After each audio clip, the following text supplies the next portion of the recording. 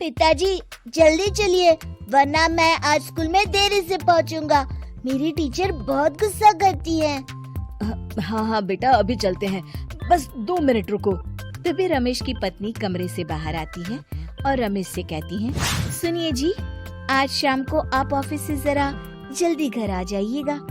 याद है ना, आज आपको मुझे शॉपिंग कराने के लिए लेकर जाना है। अरे भाग्यवान, इस महीने हाथ जरा तंग है। मेरी मानो तो शॉपिंग का विचार कुछ दिनों के लिए अपने दिमाग से निकाल ही दो। मैं तुम्हें अगले महीने पक्का शॉपिंग कराने ले जाऊंगा। अभी मुझे चलना चाहिए, वरना राजू को स्कूल पहुंचने में देर हो जाएगी। देखिए जी, अब आपके ये बहाने पुराने हो चुके हैं। मैं कुछ नहीं जानती। आज शाम को मुझे शॉपिंग करने जाना है, मतलब जाना है।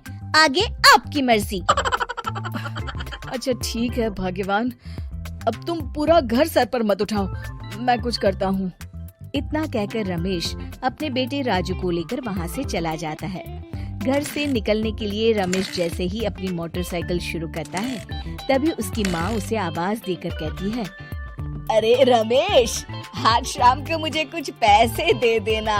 याद है ना, मैंने तुझसे कहा था कि मुझे मंदिर में चढ़ावा चढ़ाना है। अरे माँ, मेरी तनख्वाह आने में अभी 10 दिन बचे हैं। अभी मेरे पास बिल्कुल पैसे नहीं है। हाँ, मेरी तनख्वाह मिलते ही मैं तुम्हें पैसे दे दूंगा। रमेश की माँ चिढ़कर कहती है, अरे तेरा दिमाग तो खराब नहीं हो गया?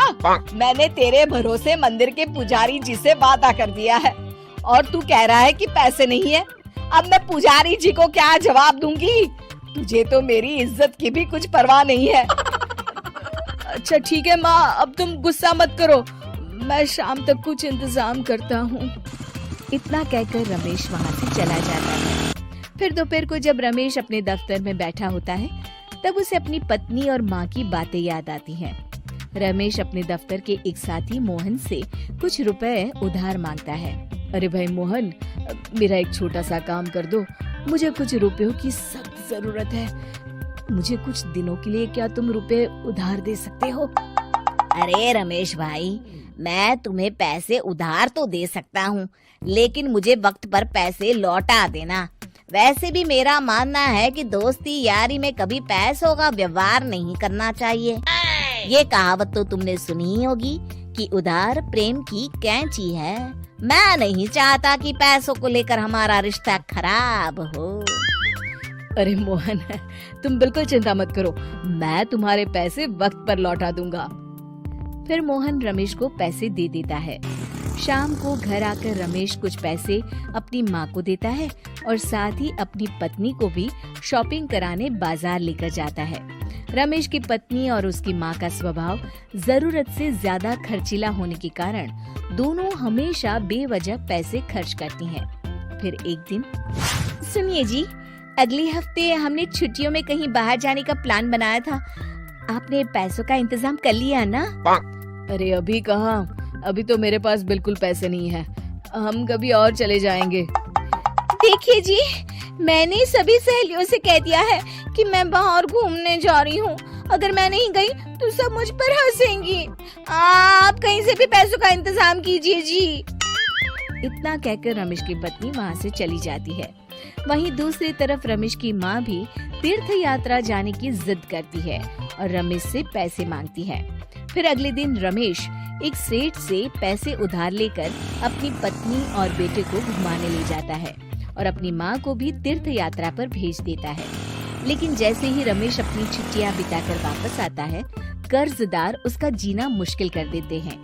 इतना ज्यादा कर्ज एक साथ अपने ऊपर देख रमेश काफी परेशान रहने लगता है।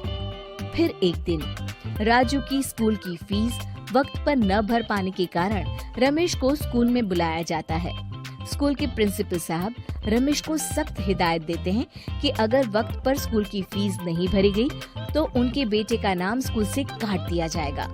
अपने बेटे की स्कूल की फीस भरने के लिए रमेश अपने दोस्त गिरधारी से कुछ पैसे उधार ले लेता है और स्कूल की फीस भर देता है।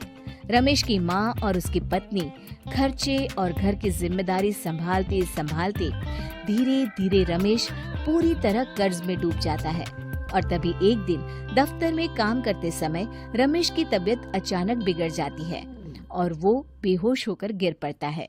उसे जल्दी से पास के एक अस्पताल में भर्ती कराया जाता है। रमेश के घर वालों को ये बात पता चल जाती है तो वे सभी अस्पताल पहुंचते हैं। अस्पताल के डॉक्टर साहब उन्हें बताते हैं, देखिए, देर रात तक जागने और जरूरत से ज्यादा काम करने की वजह से इन्हें चक्कर आ गया था। बेहतर यही होगा कि इन्हें कुछ दिनों के लिए पूरी तरह आराम करने दिया जाए। रमेश की हालत देखकर उसके बेटे राजू को बहुत गुस्सा आता है और वो अपनी दादी और माँ से कहता है, माँ, दादी, मैं इतना छोटा हूँ, फिर भी मैं इतना समझता हूँ कि पिताजी दिन रात दफ्तर में काम करके पैसे कमाते हैं। पिताजी अकेला पूरा घर संभालते हैं और आप दोनों अपने फिजूल के खर्चों के लिए उन पर दबाव डालते रहते हैं। आज पिताजी की हालत के जिम्मेदार तो आप दोनों हैं। राजू की समझदारी भरी बातें सुनकर रमेश की माँ और पत्नी को अपनी गलती का एहसास होता है और दोनों की आंखों में आंसू आ जाते हैं। फिर कुछ दिनों के बाद रमेश की तबीयत एकदम अच्छी हो जाती है और वो पहले की तरह अपने काम पर जाने लगता है। रमेश की माँ और पत्नी अब उसे किसी प्रकार की कोई तकलीफ नहीं देते और ना ही उससे किसी चीज की मांग करते हैं। फिर देखते ही देखते रमेश अपने कर्ज के सारे पैसे चुका देता है। उसकी जिंदगी पहले की तरह अच्छी हो जाती है और वो अपने परिवार के साथ खुशी खुशी रहने लगता है। शिक्षा, हमारे रिश्ते एक तराजू की तरह होते हैं जिसकी दोनों ओर जिम्मेदारी और समझदारी का वजन बराबर होना चाहिए।